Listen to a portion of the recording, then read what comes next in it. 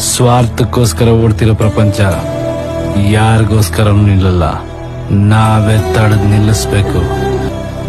ಪ್ರಪಂಚದಲ್ಲೇ ತಾಯಿಗಿಂತ ದೊಡ್ಡ ಯೋಧ ಯಾರು ಇಲ್ಲ. ದೇವಸ್ಥಾನ ಫುಲ್ ಸಿಕ್ಕಾಪಟ್ಟೆ ಪವರ್ಫುಲ್ ದೇವಸ್ಥಾನ. ಯಪ್ಪ,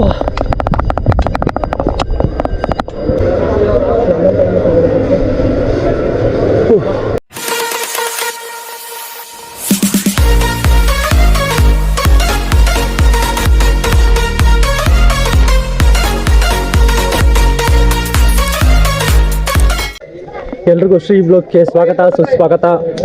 ಇವತ್ತು ನಾವು ಬಂದಿರೋ ಪ್ಲೇಸ್ ನೀವು ಯಾವುದು ಅಂತ ಕೇಳೋದಾದರೆ ಶ್ರೀ ಚಿಕ್ಕದೇವಮ್ಮ ಅವರ ಬೆಟ್ಟ. ಶ್ರೀ ಚಿಕ್ಕದೇವಮ್ಮ ಅವರ ಬೆಟ್ಟಕ್ಕೆ ಬಂದಿದ್ವಿ ನಾವು ಇವತ್ತು. ಯಪ್ಪ, ಕಾಲು ಸಿಕ್ಕಾಪಟ್ಟೆ ಸುಡ್ತೈತೆ ನೋಡಿ.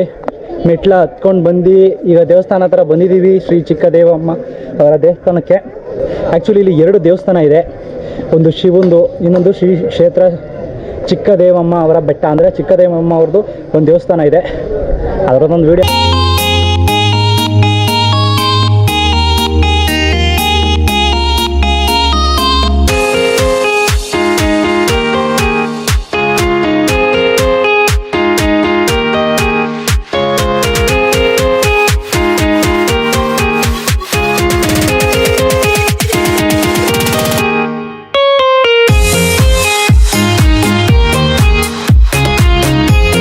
ಇನ್ನು ಕನ್ಸ್ಟ್ರಕ್ಷನ್ ಆಗ್ತೈತೆ, ಇನ್ನೂ ಇಂಪ್ರೂವ್ ಆಗಬೇಕು. ಆ್ಯಕ್ಚುಲಿ ಇನ್ನೂ ಏನು ಇಂಪ್ರೂವ್ ಆಗಿಲ್ಲ ದೇವಸ್ಥಾನ ಇನ್ನೂ ಕನ್ಸ್ಟ್ರಕ್ಷನ್ ಎಲ್ಲ ನಡೆದು ಇನ್ನೂ ಇಂಪ್ರೂವ್ ಆದರೆ ಇನ್ನೂ ತುಂಬ ಜನ ಬರ್ತಾರೆ. ಏಪ್ರಿಲ್ 6 ಈಗ ಜಾತ್ರೆ ನಡೆಯುತ್ತೆ. ಯಾರು HOD ಕೋಟೆ ಹತ್ರ ಸರಗೂರು ಹತ್ರ ಇದ್ದೀರಾ, ಬಂದು ವಿಸಿಟ್ ಮಾಡಿ. ದೇವಸ್ಥಾನ ತುಂಬ ಚೆನ್ನಾಗಿದೆ. ಅದಕ್ಕೆ ಈ ದೇವಸ್ಥಾನದ ಬಗ್ಗೆ ನೀವು ಕೇಳೋದಾದರೆ ಈ ದೇವಸ್ಥಾನ ಫುಲ್ ಸಿಕ್ಕಾಪಟ್ಟೆ ಪವರ್ಫುಲ್ ದೇವಸ್ಥಾನ.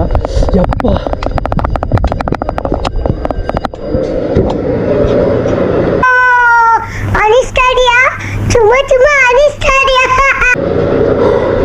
ಶೇಕ್ ಆಗ್ಬಿಟ್ಟೆ ನಾನು. ನನಗೆ ಏನು ಕಣ್ಣೆ ಮಂಜಾಗ್ಬಿಡ್ತು.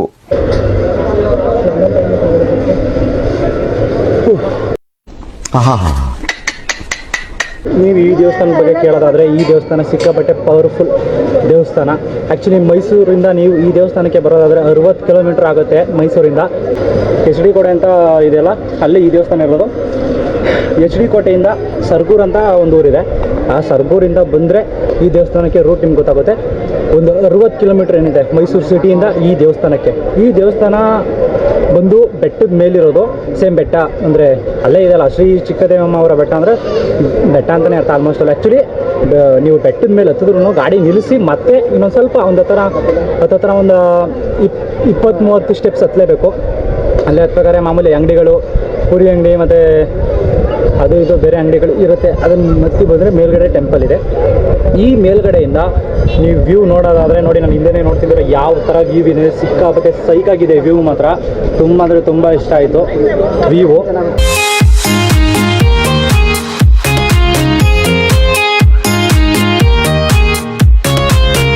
ಸಿಕ್ಕಾಪಟ್ಟೆ ಬಿಸಿಲಿರೋದ್ರಿಂದ ಇಲ್ಲಿ ಚಾವಡಿ ಥರ ಮಾಡಿದ್ದಾರೆ ಇಲ್ಲಿ ನಿಂತ್ಕೊಳ್ಳೋಕ್ಕೆ. ಯಾಕಂದರೆ ಸಿಕ್ಕಾಪಟ್ಟೆ ಅಂದರೆ ತುಂಬ ಟೆಂಪ್ರೇಚರ್ ಜಾಸ್ತಿ ಇದೆ, ಬಿಸಿಲು ಕೂಡ ತುಂಬ ಜಾಸ್ತಿ ಇದೆ. ಅದರಿಂದ ಇಲ್ಲಿ ಚಾವಡಿ ಥರ ಏನೋ ಮಾಡಿದ್ದಾರೆ ನಿಂತ್ಕೊಳ್ಳೋಕ್ಕೆ ಅಂತೇಳಿ. ಆಮೇಲೆ ಮಳೆ ಬಂದರೆ ಮತ್ತು ಮತ್ತೊಂದು ಏನೇ ಆದ್ರೂ ಒಂದು ಸ್ವಲ್ಪ ಇಲ್ಲಿ ಇದೊಂದು ಸ್ಪೇಸ್ ಏನಿದೆ ತುಂಬ ಕವರ್ ಮಾಡಿ ಫುಲ್ ಕೂಲಾಗಿ ಇಡುತ್ತೆ. ಯಾಕಂದರೆ ಮಳೆ ಬಂದರೆ ನೆನೆಯಕ್ಕೂ ಏನೂ ಆಗಲ್ಲ ಈ ಚೌಡಿ ಇದ್ದರೆ. ಆಮೇಲೆ ಈಗ ಬಿಸಿಲು ಇರೋದ್ರಿಂದನೂ ಈ ಥರ ಚಾವಡಿಗಳಿದ್ರೆ ಬಿಸಿಲಿಂದ ಆರಾಮಾಗಿ ತಣ್ಣಗಿರ್ಬೋದು. ಆ್ಯಕ್ಚುಲಿ ಅಲ್ಲಿ ಸಿಕ್ಕಾಪಟ್ಟೆ ಅಂದರೆ ಓವರ್ ಟೆಂಪ್ರೇಚರ್ ಇದೆ, ಆಮೇಲೆ ಓವರ್ ಬಿಸಿಲಿದೆ, ಕಾಲನ್ನೇ ಇಡೋಕ್ಕಾಯ್ತಲ್ಲ, ಸಿಕ್ಕಾಪಟ್ಟೆ ಸುಡ್ತಾ ಇದೆ. ಸೊ ಅದರಿಂದ ನಾನು ಜಾಸ್ತಿ ವಿಡಿಯೋ ಮಾಡೋಕ್ಕಾಯ್ತಲ್ಲ. ನನಗೆ ನೋವಿದೆ, ಸತ್ಯವಾಗ್ಲೂ ನೋವಿದೆ, ನಾನು ಇಲ್ಲ ಅಂತ ಹೇಳಲ್ಲ. ಅದಕ್ಕೆ ಅಲ್ಲಿಂದ ಬಂದು ಈಗ ಇಲ್ಲಿ ವಿಡಿಯೋ ಮಾಡ್ತಾ ಇದ್ದೀನಿ. ಏನೋ ಆ ಮನುಷ್ಯನ ಹತ್ರ ವಿಶೇಷವಾದಂತ ಇದೆ. ಅಲ್ಲಿ ಒಂದು ನಿಂತ್ಕೊಂಡು ಮಾಡಬೇಕು ಅಂದರೆ ಕಾಲು ಸಿಕ್ಕಾಪಟ್ಟೆ ಬಬ್ಬೆನೇ ಬರ್ತೈತೆ, ಆ ಥರ ಬಿಸಿಲೈತೆ. ಇಲ್ಲಾದರೆ ಒಂದು ಸ್ವಲ್ಪ ಚಾವಡಿ ಇರೋದ್ರಿಂದ ಮಾಡ್ತೀನಿ. ಏನೋ ಆ ಮನುಷ್ಯನ ಹತ್ರ ವಿಶೇಷವಾದಂತ ಇದೆ. ಇಲ್ಲಿ ಹಿರಿಯರು ಏನು ಹೇಳಿದ್ರು ಅಂದರೆ ಇಲ್ಲಿ ಒಂದೇನೋ ಕಾಯಿನ ಸಿಗುತ್ತಂತೆ. ಆ ಕಾಯಿನ ತಗೊಂಡೋಗಿ ಮನೇಲಿ ಕಟ್ಟಿದ್ರೆ ತುಂಬ ಒಳ್ಳೇದಾಯ್ತದೆ ಅಂತ ಹೇಳ್ತಾ ಇದ್ರು. ಅಂದರೆ ಏಪ್ರಿಲ್ 6 ಜಾತ್ರೆ ಏನೋ ನಡೀತಂತೆ. ಇಲ್ಲಿ ತುಂಬ ದೊಡ್ಡದಾಗಿ ಜಾತ್ರೆ ಮಾಡುತ್ತಂತೆ. ಆಮೇಲೆ ದೇವ್ರನ್ನ ಇಲ್ಲಿ ತಗೊಂಡೋಗಿ ಬೇರೆ ಕಡೆ ಅಲ್ಲಿ ಆಮೇಲೆ ಪೂಜೆ ಎಲ್ಲ ಮಾಡಿ ಮತ್ತೆ ಇಲ್ಲಿ ತಗೊಂಡ್ಬಂದು ಪ್ರತಿಷ್ಠಾಪನೆ ಮಾಡ್ತಾರಂತೆ. ಬನ್ನಿ ವಿಸಿಟ್ ಕೊಡಿ, ಚೆನ್ನಾಗೈತೆ ಪ್ಲೇಸು ಅಂತ ಹೇಳ್ತಾ ಈ ಬ್ಲಾಗ್ ಇಲ್ಲಿ ಎಂಡ್ ಮಾಡ್ತಾ ಇದ್ದೀನಿ. ಮುಂದಿನ ಬ್ಲಾಗಲ್ಲಿ ಹೊಸ ಟಾಪಿಕ್ನೊಂದಿಗೆ ನಾನು ನಿಮ್ಮ ಮುಂದೆ ಸಿಗ್ತೀನಿ. ರಾಜ ದೋಪು ಕೊಯ ಕೊಯ ಮಾಯಾ ಎಲ್ಲರೂ ಇಲ್ಲೇ ತುಂಬ್ಕೊಂಡಿದ್ದಾರೆ ಬಿಸ್ಲು ಅಂತ ಹೇಳಿ.